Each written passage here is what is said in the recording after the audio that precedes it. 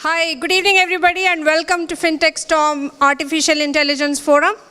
This is the very first Artificial Intelligence Forum we are organizing in London because we recognize AI to be one of the big buzzwords and one of the defining technologies of the future. So in my presentation, I'm going to show you its relevance and what are the most interesting and promising technologies within AI to watch out for. And we have three interesting speakers today who have been working on AI technology. And we also have a special VIP guest from my state, from my country and my state, Andhra Pradesh. He is the IT Secretary to the Chief Minister of Andhra Pradesh, with whom we are working very closely on blockchain. And I will invite him later after my introduction to come and give you an overview on what my state is doing to embrace blockchain and the latest technologies. We are very pioneering in terms of our acceptance of technology, and we're doing a lot of action to invite the companies that are at the forefront of technology. Now, to give you a bit of a background on AI, for decades, it has been a holy grail of technology to think about developing a computer that can think. So one can think it's easy, but it's not so, as you will discover now. So AI is the study of computations that help you, that enable you to perceive, reason, and act. So can you differentiate AI from computer science or from psychology? So AI is different from computer science because it relates to knowledge that helps you perceive, reason, and act. So perceptions, reasoning, and action. And it differs from psychology because it is dealing with computations, and it differs from computer science because it is dealing with how a human mind behaves. So we've had a lot of history in AI. So beginning from the 1940s, when Alan Turing for the first time postulated that a computer can infer mathematical deductions by the mere shuffling of binary numbers like 0 and 1. So anything that can be represented as an algorithm or a mathematical deduction or an inference can be represented by mere binary numbers, was the Alan Turing hypothesis. This was back in the 1940s. So that was the very first time, and that formed a premise on which the entire AI, artificial intelligence science, is based.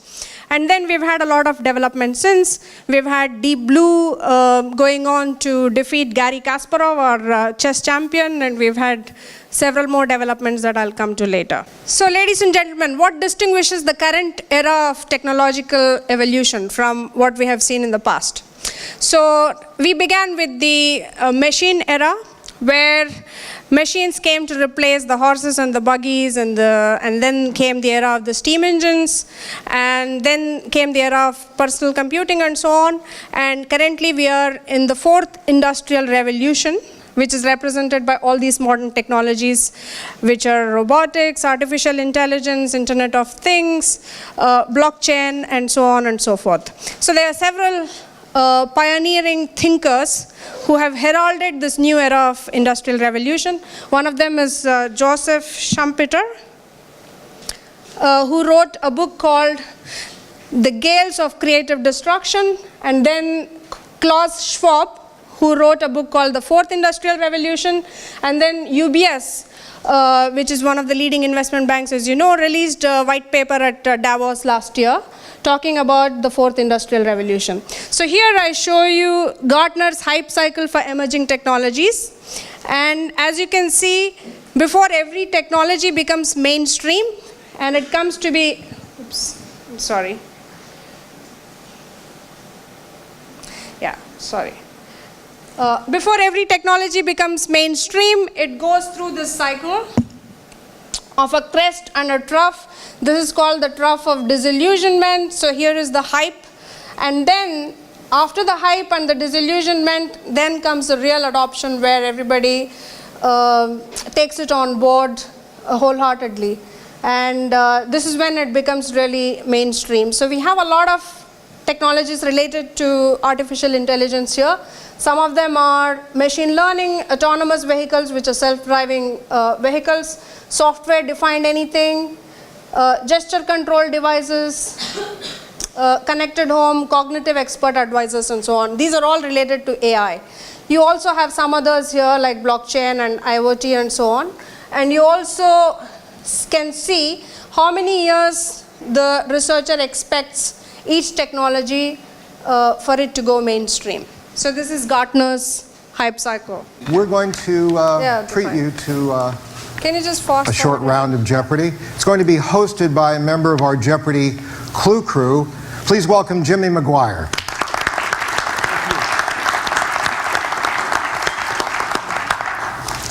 Gentlemen. Good morning, everybody. Thank you for being here. What do you say we play Jeopardy? All right. Let's get right into the Jeopardy round.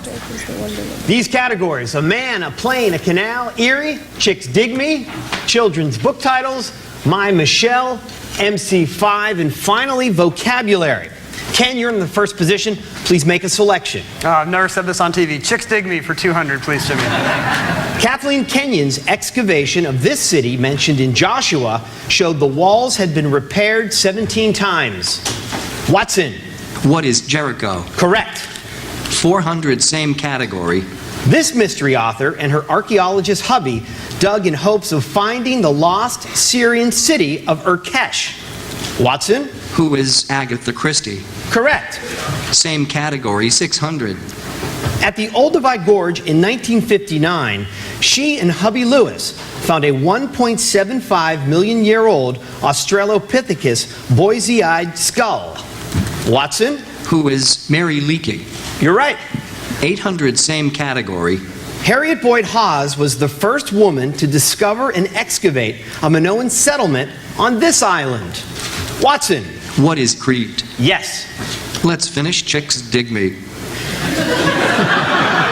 At Mount Carmel in Israel, Dorothy Garage. So, ladies and gentlemen, these were Brad Rutter and Ken Jennings, the champions in the game Jeopardy. And there you see them beaten to pulp by our IBM Watson. And this was the very first time IBM Watson was competing in Jeopardy. And it won hands down, I think, 4 out of 5 rounds. And of course, it was fed the questions in text format and not in speech, because speech recognition is more complicated. But even then, interpreting the text questions, because Jeopardy questions are convoluted, interpreting the questions and answering them correctly is a major, major landmark in AI. Can we play the next video, please?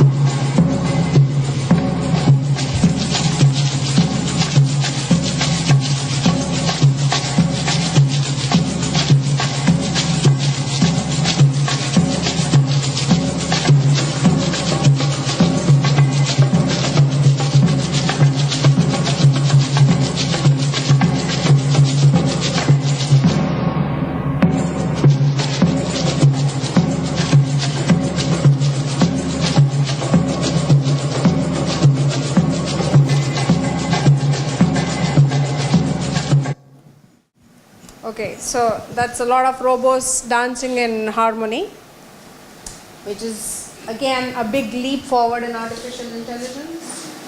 And here we see the top 10 technologies identified within AI. I read them out: natural language generation, speech recognition, virtual agents, machine learning platforms, AI optimist hardware, decision management, deep learning platforms, biometrics, robotic process automation, text analytics, and NLP.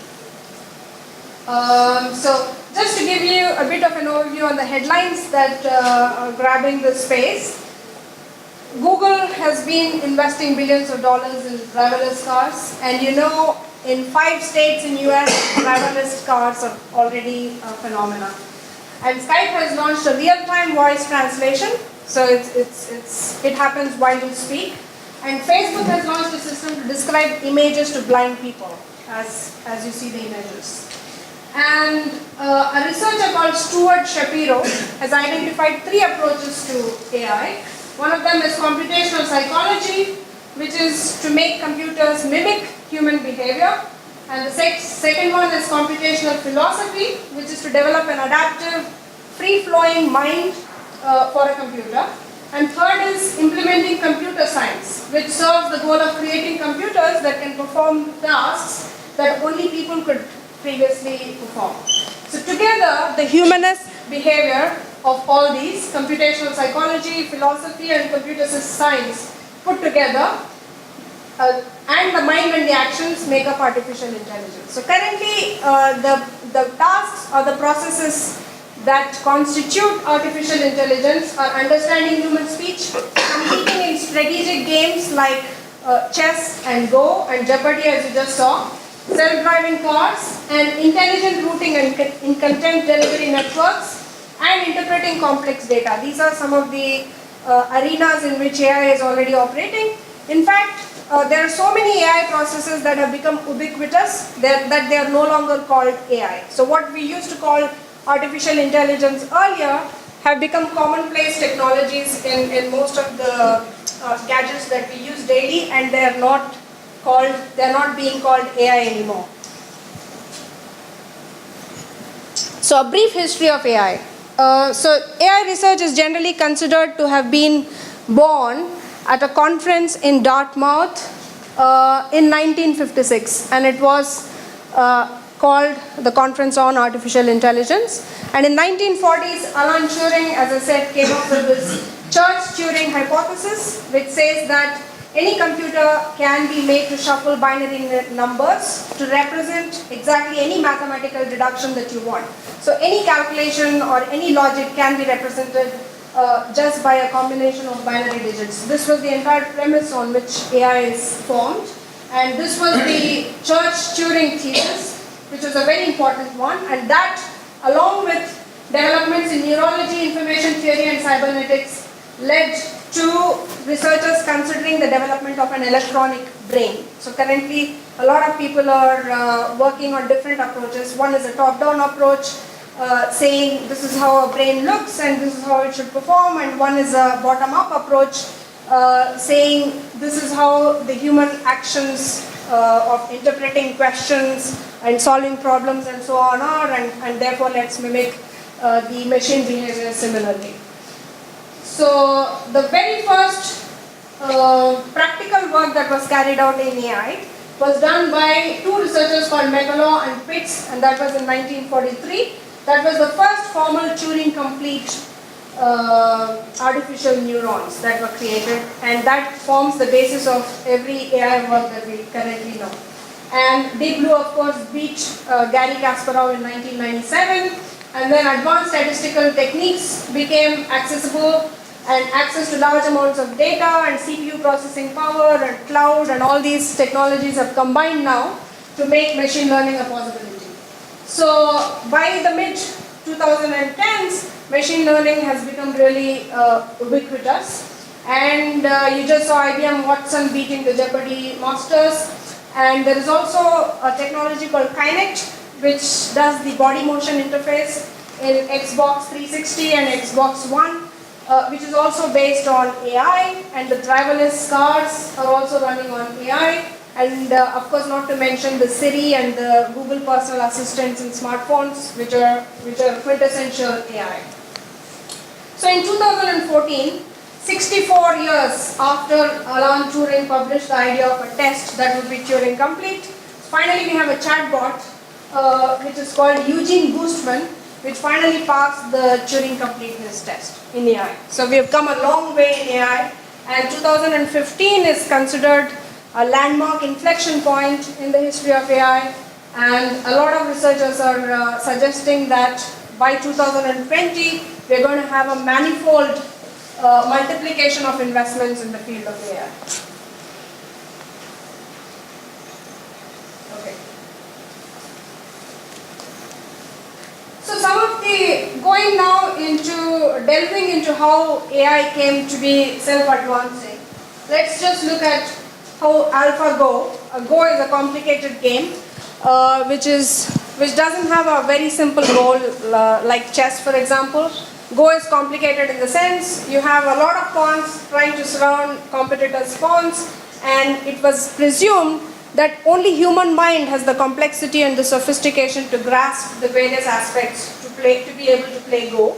But we were all surprised when AlphaGo beat the Go champion again recently in 2016, and it is thought that reinforcement learning is behind AlphaGo becoming a master, and the way it became a master was that it would try several experimental pathways. So if you give an equation to a machine, it will try to input different values for x and y and will see what the output is, and it can generate a lot of data of both inputs and outputs and can extrapolate what leads to a successful outcome. So the machine can do it so fast. So currently it is supposed to be, n number of all the biggest processes put together, which of course was no surprise that you saw IBM Watson beating the chess champions. So reinforcement learning is supposed to be behind the AlphaGo. And there is something else called dueling neural networks. So there is a generative adversarial networks. So let's say you have a video, a pixelated video where you cannot interpret the entire data. So there is something called adversarial networks in which the machine generates simulated data which could be close enough to what would be the real one. So this is being used in a lot of techniques to rebuild what could be the original video. And of course you can see the importance of this in fields like defense, in fields like sleuthing and so on. So then one more way that you can identify a technology being on the inflection point or tipping point is China taking huge interest. So we see Alibaba, we see Tencent, and also another company, Didi, which is the competitor to Uber, in fact, which has bought Uber in China. So all these three companies are very big in AI, and they have their own innovation labs in AI. And Chinese government is plowing billions of dollars of investment into AI. And in fact, they have recently come up with a Cambrian chip, which is expected to be the world's first processor that simulates human nerve cells and synapses to conduct deep learning. So AI so far has not touched upon this human nerve cells. It has touched upon creating machines that simulate human behavior. It has touched upon trying to mimic human learning, trying to mimic human problem solving and so on. But they are trying to now replicate human nerve cells and see how closely the machines can mimic human. This is one of the breaking points again in innovation in artificial intelligence. So that is the Chinese AI boom. So I was very fascinated when I came across these equations. So one scientist called Kenneth Yip came up with this system called CAM. So he was trying to represent some astronomical equations that another scientist called Michael Hennon came up with. So these are the two equations. So this is cos and sine and so on. So these are supposed to represent the star pathways, the pathways of stars in the solar system. And if you gave these two complex equations to a normal person and asked them to imagine what their pathways would look like, we would all struggle, right? So, and then this was given to a machine. So the machine quickly extrapolated the data. So it fed imaginary inputs, and then it drew out this path for the star pathways. So you see this beautiful ethereal looking star system here. So you have 5 islands, and you have something very ambiguous boundary here, and then after this it dissipates. So basically this is the structure of those two equations. So artificial intelligence can not only solve the existing real problems of the world, but it can also come up with some imaginary new fields, some solutions that you have not thought about, and some new applications that you have not thought about. So for example, now if you wonder about the pathway of Jupiter or how many solar rings it has and so on, you don't need to rely on a scientist. You can give it to an artificial intelligence just to imagine and form some hypothesis and see if it fits into the data. Oops. Okay, so far so good about our artificial intelligence, but with any technology that has huge potential to revolutionize, there are also concurrent risks, and the concurrent risk is quite huge because a lot of our pioneering thinkers, including Stephen Hawking and the most respected people in technology like Elon Musk and even Bill Gates, have expressed very strong concerns and apprehensions about the future of this technology. And some of the concerns are, the lighter concern of course is that World Economic Forum says the redistribution of income may not be fair because this technology will make the rich the richer and poor probably poorer. So one estimate says that 7 million jobs will go out, and of course it will create 2 million more jobs in advanced fields like mathematics and computing and so on. But the 7 million jobs that will be made redundant will come from the low skill and low income workers, which is a real risk for human rights organizations and for the equilibrium of the world economy. And the bigger risk, of course, is that the full development of our artificial intelligence could spell the end of the human race.